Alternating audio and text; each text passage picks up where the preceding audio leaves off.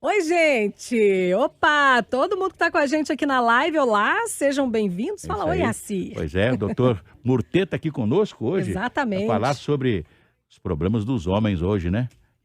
E é importantíssimo. Eu acho que mais do que ter um mês dedicado a isso no ano, eu acho que todos os dias do ano a gente tem que pensar nisso. Ô, doutor, então já dei aí um bom dia para os nossos internautas, para quem nos acompanha aqui nas Bom dia, redes. internautas, ouvintes, Assi, Cássia, Rádio Itatiaia. Para mim é sempre um prazer estar aqui. Estou aqui de volta segundo ano seguido. Espero que continue vindo muito tempo ainda. Beleza. E aí, né, nós estamos vivendo o Novembro Azul, né? Porque é um mês de chamamento para os homens a fazer o exame de próstata. Sim, o homem, tradicionalmente, ele toma um pouco menos de cuidado com a saúde que a mulher. Mulher, desde criança, ela já é educada a fazer o exame preventivo, um exame regular. Então, é importante conscientizar essa necessidade do homem de também cuidar da saúde.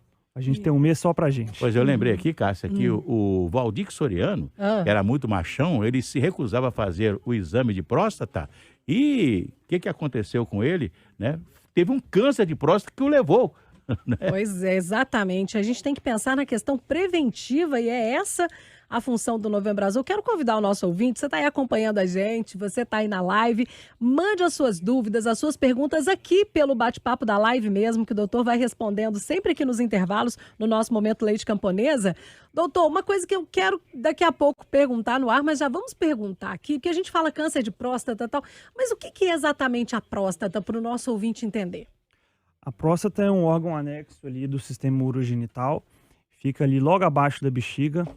É um órgão que tem várias funções, entre elas alcalinizar o líquido, a parte seminal, né, o PSA, a gente ter uma liquefação do colículo seminal é importante para a função reprodutiva do homem. Pois é, e desde quando o homem tem que procurar um médico para fazer esse o chamado exame da próstata, que é tão falado aí? A sociedade brasileira, ela recomenda a partir dos 50 anos, tá? E com 45 anos em uma população de risco, homens que são da raça negra e também tem parentes de primeiro grau com câncer de próstata, falando de pai e irmão, né? Doutor, Histórico. vamos voltar, gente. Vamos pro ao vivo, daqui a pouco a gente continua. Cássia Cristina, nós estamos aqui com o doutor Eduardo Murtê, urologista, falando conosco a respeito do Novembro Azul. Eu vou fazer uma pergunta para ele assim, meio que todo mundo fica pensando e muita gente... É verdade que quanto mais atividade sexual do homem, menos ele tem problema de próstata? Isso está sendo muito debatido esses dias, que a ejaculação e o aumento do fluxo seminal prostático, né? Pode ter um fator... Movimenta a próstata? Pode ter um fator protetor, mas isso ainda não está totalmente sedimentado. É uma perspectiva futura, vamos ter uma evidência mais forte desse fator protetor. E quem, por exemplo, retira a próstata por causa de um problema de câncer, né? Depois perde o desejo sexual, perde a potência sexual? O desejo sexual, muitas vezes, ele não é afetado. Mas dependendo da cirurgia, dependendo da necessidade de ser mais ou menos agressivo, dependendo de complicações intraoperatórias e incapacidades, às vezes, do médico de conseguir fazer uma cirurgia menos agressiva, o paciente pode ter uma repercussão na função erétil. Ô, Cássia. Oi, Assir. Oi, doutor. Seja bem-vindo. Nossos ouvintes estão enviando muitas mensagens aqui pelas redes sociais. Lembrando que estamos na live. Quem quiser enviar perguntas, fique à vontade. Eu já vou fazer o seguinte, doutor. Já vou colocando as perguntas dos nossos ouvintes que estão chegando por aqui.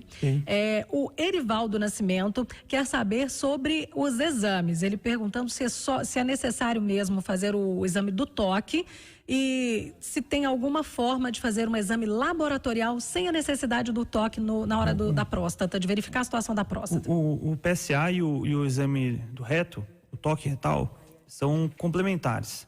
Eles se complementam, tá? Então, muitas vezes, quando a gente tem uma indicação, você pode ter uma indicação tanto por um toque suspeito, com um PSA pode ser até normal, ou um PSA muito alterado com um toque normal. Então, se você tem aquela suspeita, você vai partir para um outro tipo de propedêutica. Ou uma ressonância multiparamétrica, que hoje está sendo utilizada, às vezes, antes da própria biópsia, tá? Ou a biópsia.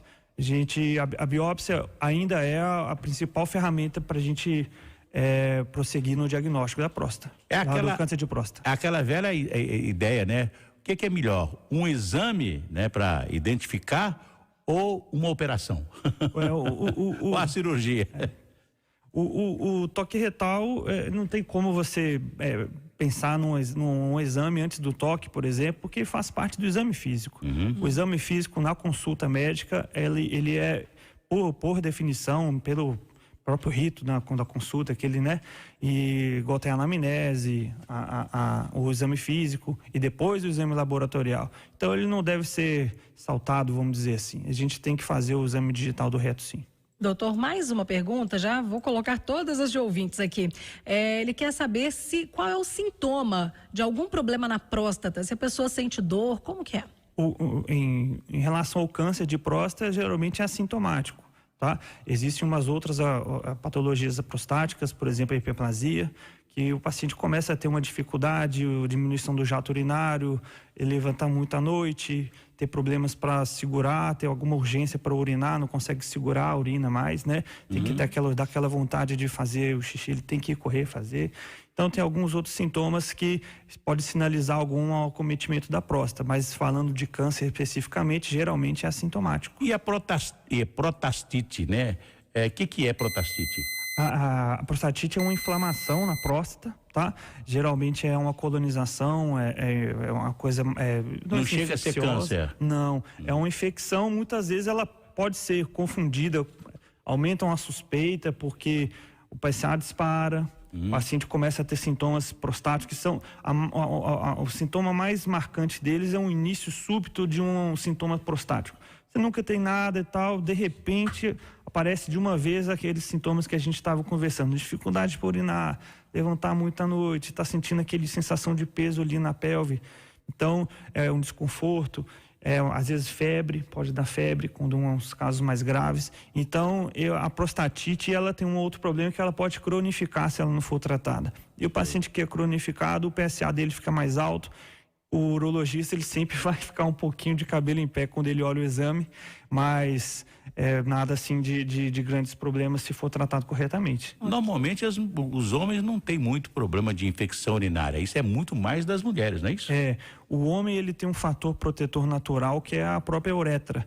A uretra do homem é muito maior que a uretra, né? Então é um fator um fator de barreira mesmo, né? Um trajeto muito longo até percorrer, até chegar principalmente na bexiga, que é a cistite, que é a principal infecção urinária que a gente tem. Ok, doutor, vários ouvintes perguntando a mesma coisa, nós já falamos disso fora do ar aqui também, durante a live, a partir de qual idade deve se fazer o exame da próstata? O Leonardo até diz aqui que ele tem 41 anos, quando ele deve fazer? A partir dos 50 anos é a idade para que você tem que ir ao urologista para fazer a triagem, né? O screening. Só que em populações de risco, que a gente fala, pacientes da raça negra e pacientes que têm pai ou irmão com histórico de câncer de próstata, devem começar um pouquinho mais cedo, aos 45 anos. E outra pergunta também, justamente sobre isso. Se no exame PSA tiver tudo ok, é necessário realmente fazer o exame de toque ou ele pode ser dispensável? Sim, igual como a gente estava falando, o exame é complementar, um complementa o outro.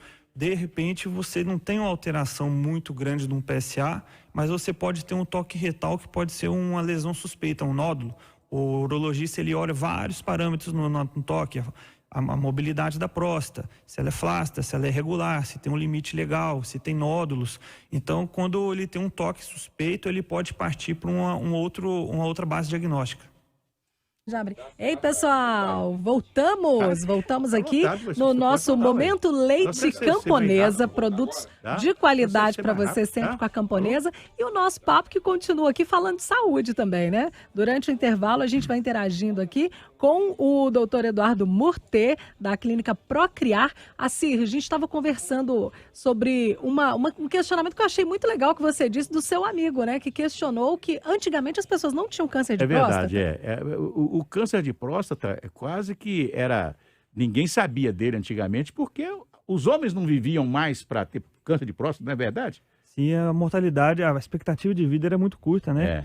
Então morria mais cedo e até hoje o câncer de próstata está aumentando muito a incidência, tal. Não é que está aumentando exatamente, está fazendo mais diagnóstico. O paciente está indo mais no médico, está fazendo mais diagnóstico, então passa menos câncer despercebido, vamos dizer assim. Antigamente as pessoas viviam muito no chazinho, né? Estou sentindo uma dor aqui, tem um chazinho e tal, e as pessoas morriam muito cedo também e não tinham a oportunidade de fazer o exame e de ter câncer de próstata, né? E no consultório tem, até para cálculo renal, tem o famoso o chazinho quebra-pedra que não passa um dia que não tem outro. Eu posso tomar um chá de quebra? Pode, não vai melhorar. Mas é mais tomar. Líquido, né, que a pessoa vai tomar, que vai precisar de líquido, né? Mal não vai fazer, pode tomar, não tem problema nenhum. Quanto mais água, melhor, né? Doutor, e a gente falando mais uma vez aqui, tem várias perguntas de ouvintes sobre isso, pessoal cheios de dúvidas aqui. E aí, a gente fala da importância da prevenção nesse Novembro Azul. Queria que você deixasse já para os nossos internautas um recado aí, chamasse a atenção dessa turma que precisa fazer a prevenção.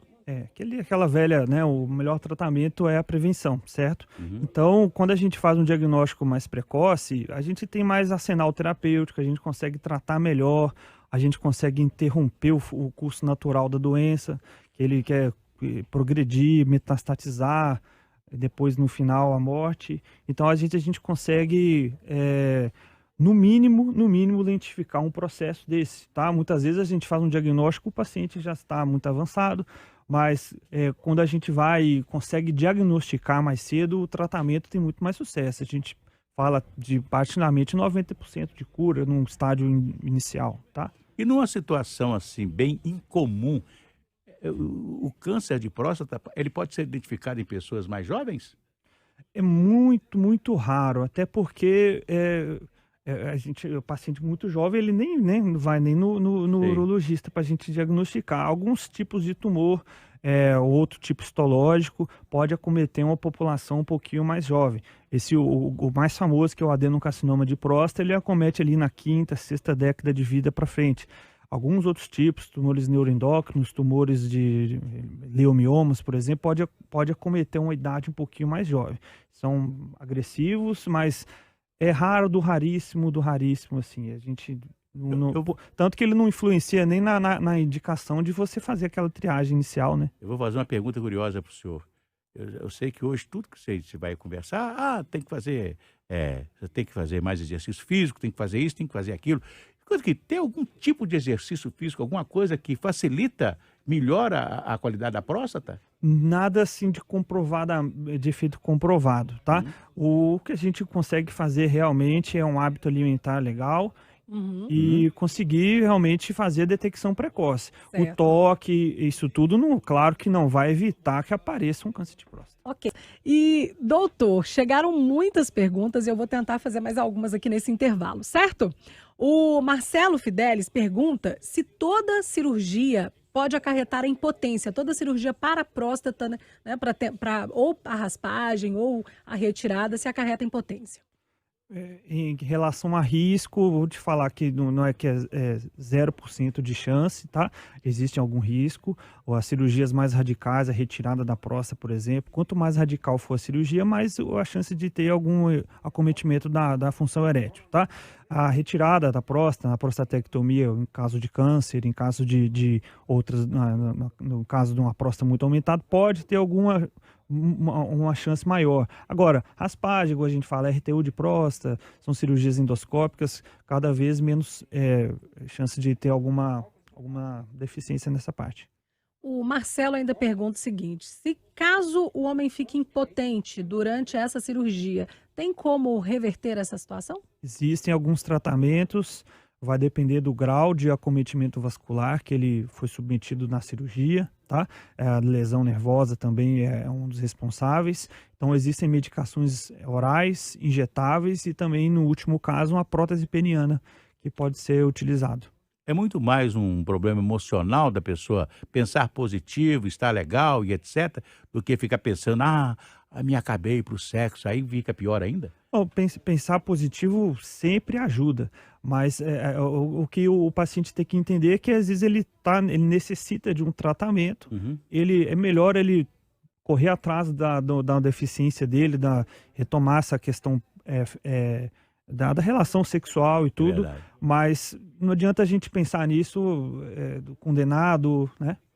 Então vamos voltar Beleza. aqui pro ao vivo. Ô, Cássia Cristina, vamos agradecendo o doutor Eduardo Murtê, né, pela participação dele conosco hoje aqui na live, né? Ele falou internamente para os nossos internautas e também, né, para os nossos ouvintes. Exato, doutor, muito obrigada por ter vindo aqui. Tem várias dúvidas, várias perguntas. Gostaria que você deixasse pra gente um contato ou contato lá da Clínica Procriar para os nossos ouvintes entrarem em contato. Falando da Clínica Procriar, a gente tem um programa muito forte de oncofertilidade para a gente preservar a fertilidade desses pacientes que são submetidos a um tratamento oncológico. Temos um conteúdo muito legal, www.procriar.com.br. Tenho certeza que vai ser muito elucidativo para o pessoal. Ok, muito obrigada, doutor.